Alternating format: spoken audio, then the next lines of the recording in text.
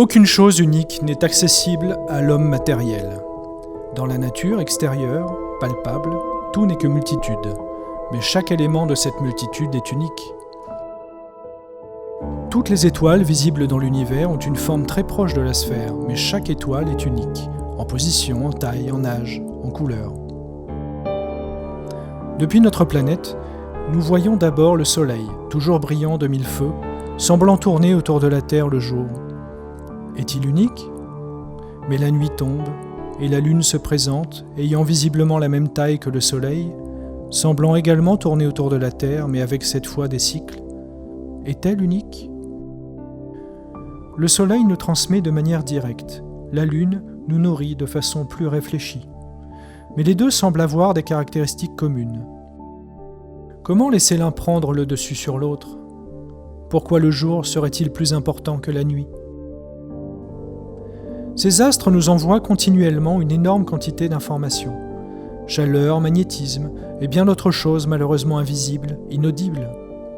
Nos 5 sens seraient-ils limités ? Comment faire pour comprendre des choses inaccessibles à notre corps physique ? Il faut pour cela rentrer dans notre monde invisible, le monde de la pensée, le monde du ressenti. Mais ce monde est-il entièrement de chair ? L'homme créa la science pour appréhender les mécanismes sous-jacents à ces astres. La femme, elle, créa l'art pour sentir la beauté extérieure de ces étoiles. Si ces deux disciplines sont accessibles aux humains, c'est qu'elles font partie intégrante de la nature. Si tel est le cas, comment faire un art intelligent ? Comment faire une science qui soit belle ? La philosophie, ou la science et l'art du questionnement, tel est le moteur de l'homme pour répondre à ces questions. Mais d'où vient la force qui pousse tous les êtres doués de raison sur cette planète à chercher le centre de toute chose, à se rapprocher de l'unique solution ? Et d'où vient la force qui pousse tous les êtres doués d'amour de cet univers à rechercher la communion, à aimer au-delà de la raison ?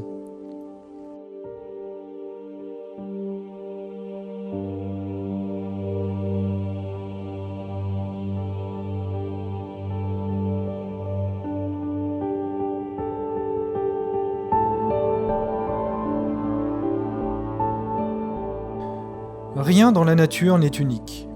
Tous les végétaux et minéraux naissent, grandissent et meurent après avoir laissé une graine permettant de perpétuer leur propre cycle.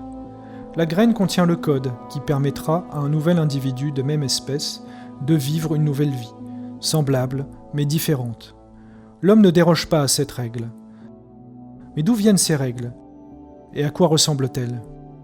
En étudiant la nature, on retrouve des traces du nombre d'or partout, dans tous les règnes, et dans tous les événements liés aux éléments, tant cosmiques que terrestres. Les ouragans, les galaxies, nous offrent des mouvements liés aux spirales d'or. Certains animaux ou végétaux y sont liés dans leur forme, leur pousse ou leur mouvement. L'homme également est intégralement constitué aux proportions dorées.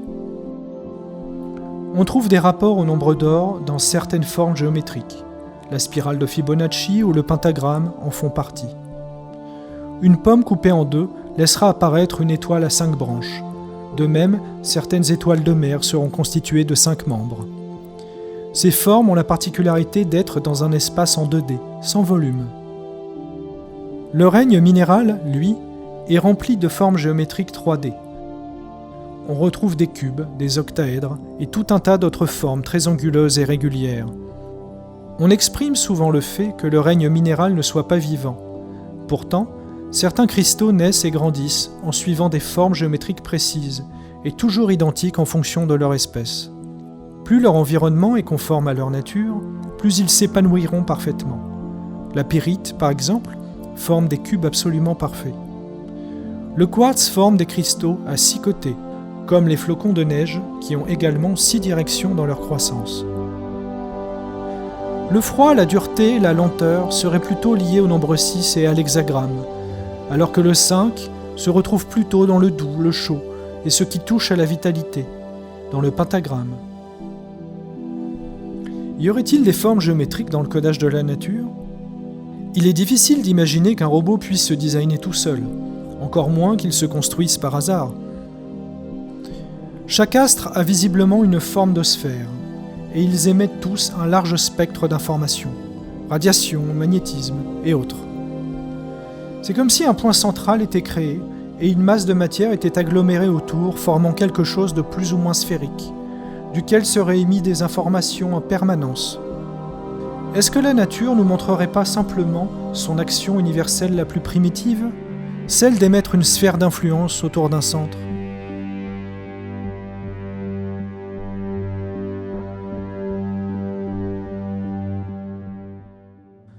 Prenons notre pentagramme, ici en blanc à gauche, et notre hexagramme en rouge à droite.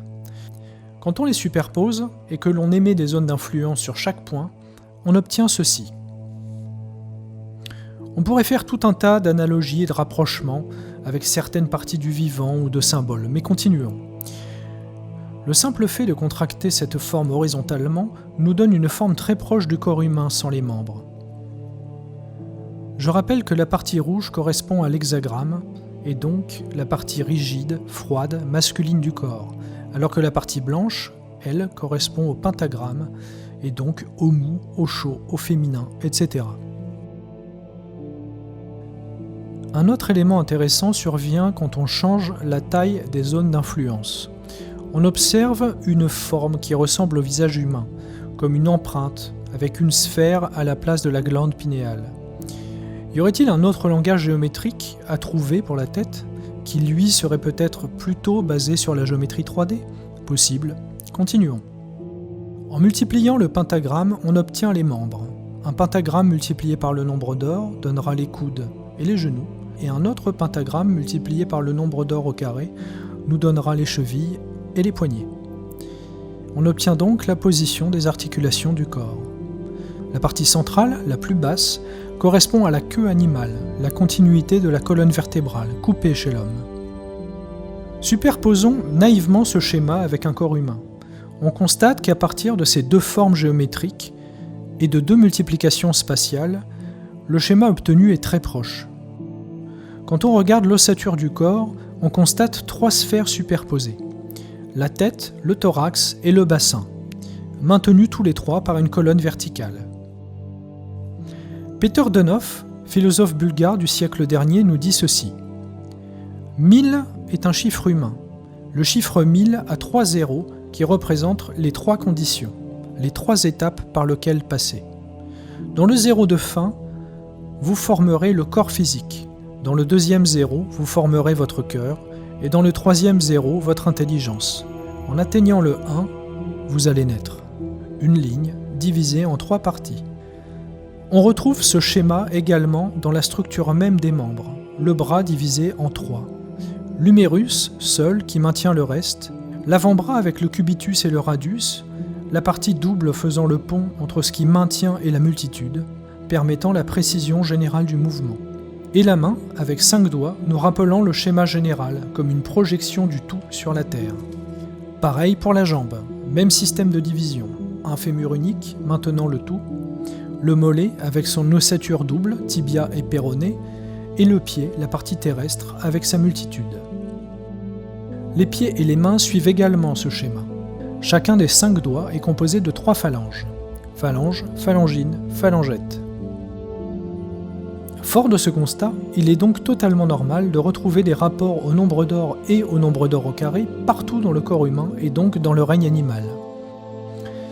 Le pentagramme contient 10 points alors que l'hexagramme en contient 12. La forme initiale est donc composée de 22 points. Le crâne humain, la partie solide la plus élevée du corps humain, est constituée de 22 os. Pour les Parsis, adeptes du zoroastrisme, le nombre 22 est le symbole de toutes les formes naturelles et de toute l'histoire de la créature.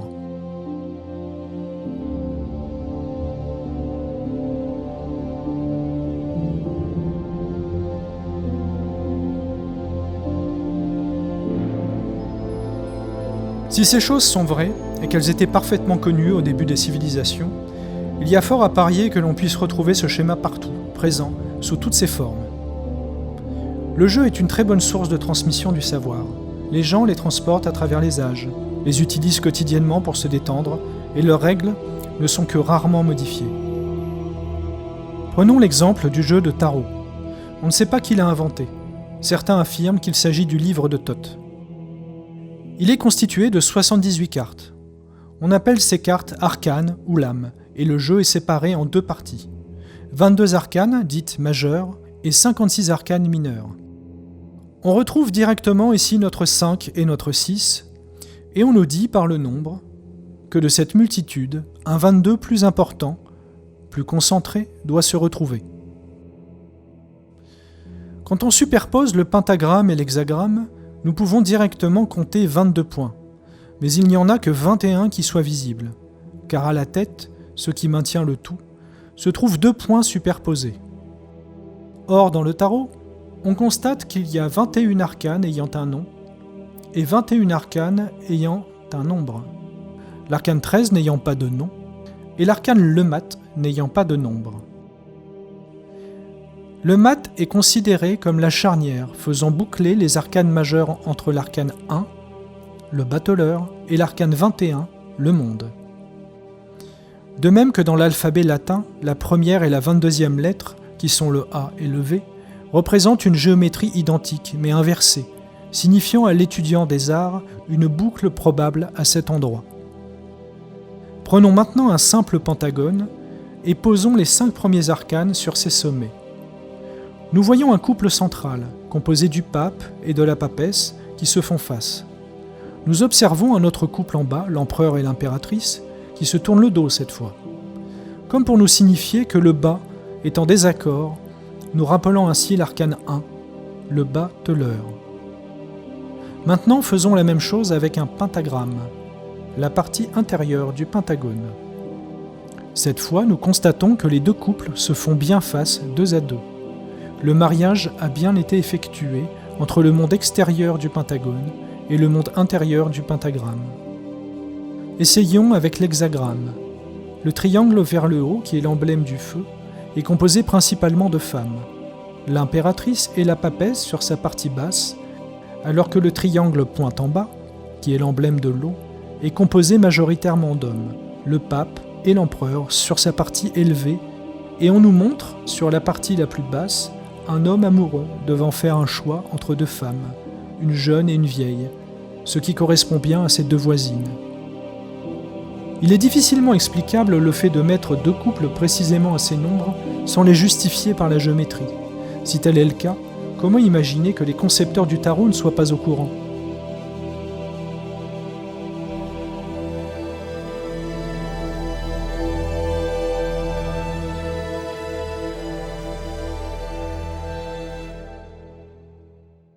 Changeons de domaine et regardons du côté des alphabets.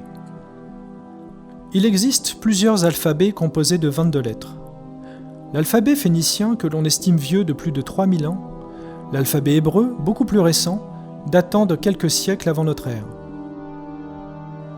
Dans le Sefer Yetzira, le livre de la création, texte hébraïque ayant été rédigé approximativement entre le 3e et le 6e siècle, les auteurs anonymes font un lien entre les lettres et le corps humain. Ils séparent les 22 lettres en 3 parties, 3 lettres mères, 7 lettres doubles et 12 lettres simples. Au chapitre 4, section 2, nous pouvons lire ceci. 22 lettres de fondement. Il les a gravées et sculptées, il les combina, les pesa, les intervertit, et forma par elles les êtres qui existent, et tous ceux qui existeront, tout le formé, et tout le futur à former. Les auteurs nous montrent bien qu'ils sont parfaitement au courant du rapport entre la constitution des êtres et le nombre 22. Plus loin, au chapitre 5, section 5, nous pouvons lire ceci. 3 lettres mères, Aleph, Mem, Shin, dans l'homme, correspondent à la tête, au ventre et à la poitrine. La tête a été créée du feu, le ventre de l'eau, et la poitrine, au milieu, de l'esprit ou de l'air. Ici, le ou les auteurs nous démontrent leur compréhension du ternaire de la géométrie du corps et l'associent avec les éléments, la terre correspondant aux membres. Les 12 lettres simples de l'alphabet hébreu sont associées à des parties du corps humain, ainsi qu'à des constellations des signes du zodiaque, renvoyant directement à l'astrologie. En astrologie, on parle d'ailleurs de 12 signes fixes, 7 planètes visibles et 3 planètes invisibles. ce qui nous donne précisément le schéma de séparation de cet alphabet. Les 12 lettres simples et les 7 lettres doubles sont également associées à des organes, à des mois de l'année, ainsi qu'à des caractères. Par exemple, dans les 7 lettres doubles, la lettre Bet, deuxième lettre de l'alphabet hébreu, est associée avec la sagesse, la lune, le premier jour de la semaine qui correspond au lundi chez nous, et à l'œil droit dans l'homme, mâle et femelle. Ensuite, parmi les 12 lettres simples, la lettre E, cinquième lettre de l'alphabet hébreu, est associée avec la fonction de la parole, le mois de Nissan, qui correspond chez nous à la période de mars-avril. Et cette lettre est également associée au pied droit dans le corps humain. Comment peut-on affirmer ce genre de choses sans rougir ? Est-ce que ces auteurs disposaient d'un modèle leur permettant d'expliquer et d'assembler tous ces éléments ? J'imagine mal des gens de cette époque s'amuser à écrire n'importe quoi sans réfléchir, en espérant que quelqu'un un jour y trouve des choses utiles. L'aléatoire ne nourrit que rarement l'homme, bien trop rarement pour que des textes dits sacrés traversent les millénaires sans dépérir. Il est donc fort probable que ce type de texte ou de schéma nous guide vers une philosophie nous permettant de faire le pont entre la géométrie spatiale, la géométrie du vivant et la géométrie mentale.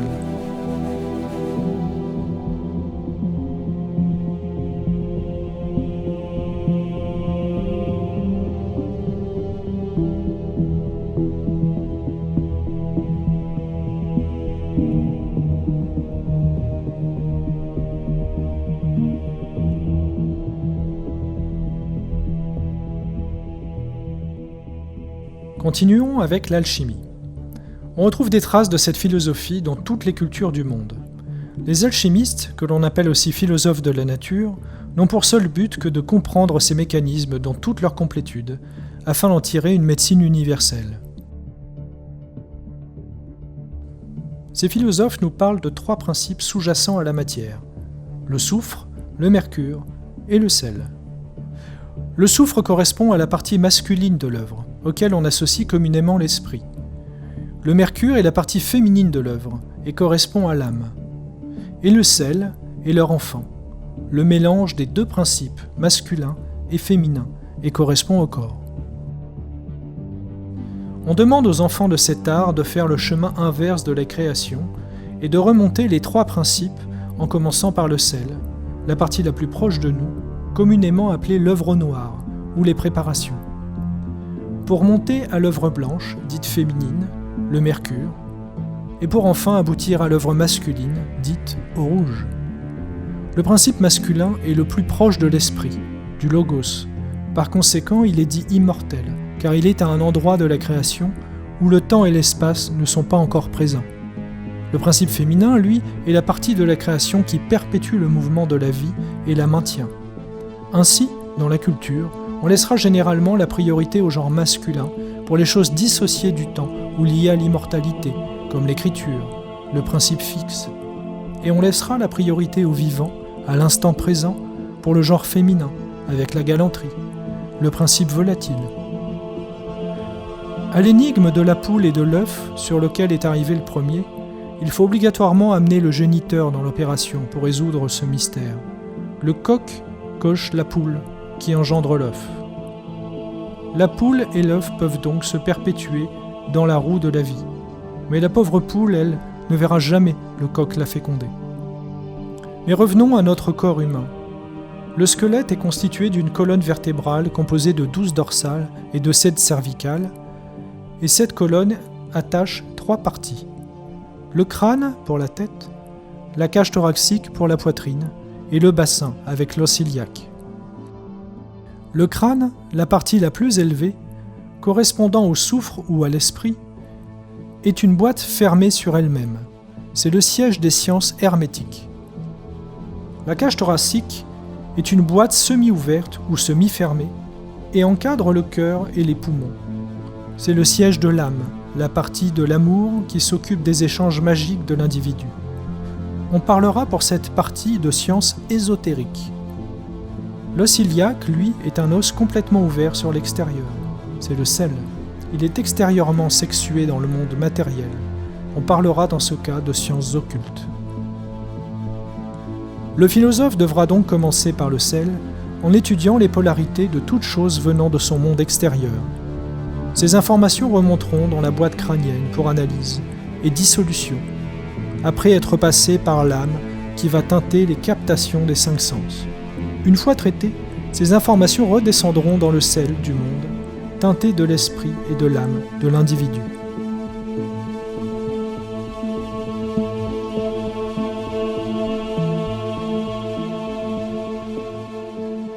Le ternaire et la liaison au pentagramme sont fréquents dans les religions et les mythologies.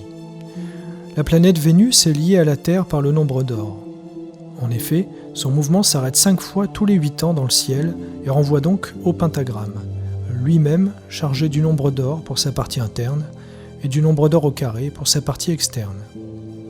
La plupart des anciennes civilisations appelaient cette planète l'étoile du matin ou l'étoile du berger. Chez les Sumériens, la déesse Ishtar était considérée comme la déesse de l'étoile du matin, de même chez les Mésopotamiens avec la déesse Inanna. On retrouve des gravures et sculptures de pentagrammes dans ces civilisations plusieurs millénaires avant notre ère. Bouddha était également appelé l'étoile du matin. Sa mère s'appelait Maya et son père Shuddhodana.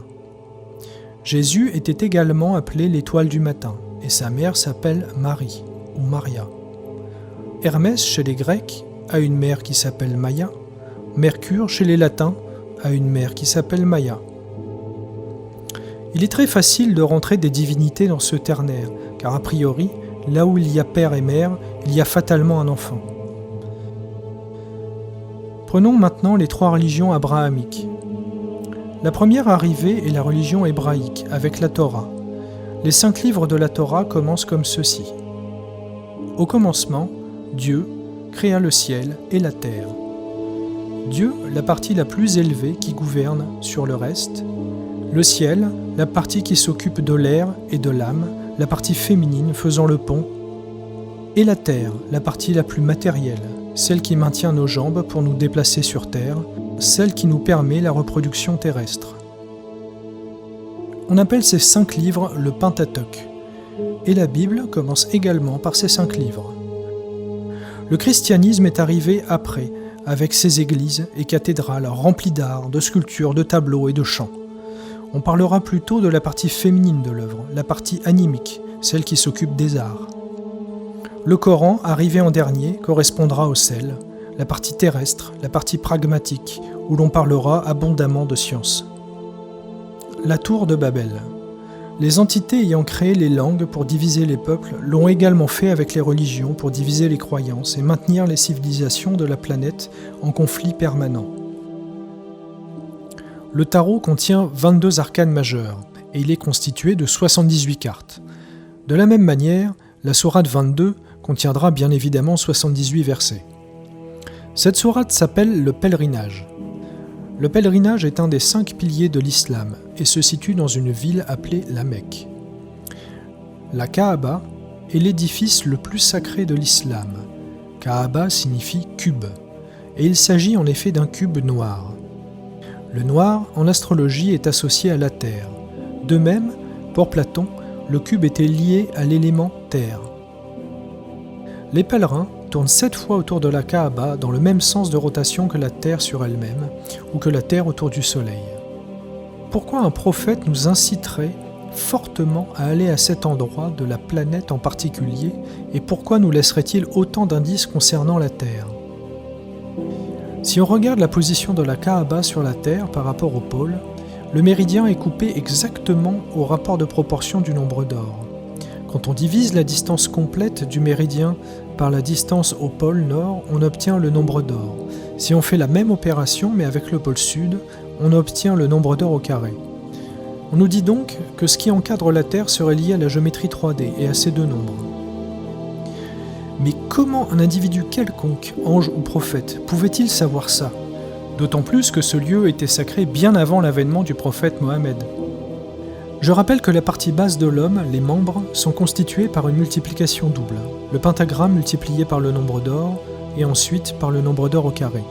Je vous invite également à regarder ma vidéo sur le site de Dashur en Égypte, où je montre le rapport entre ces 2 nombres et le positionnement de la planète Mars et de la planète Vénus, ces 2 os qui encadrent notre Terre.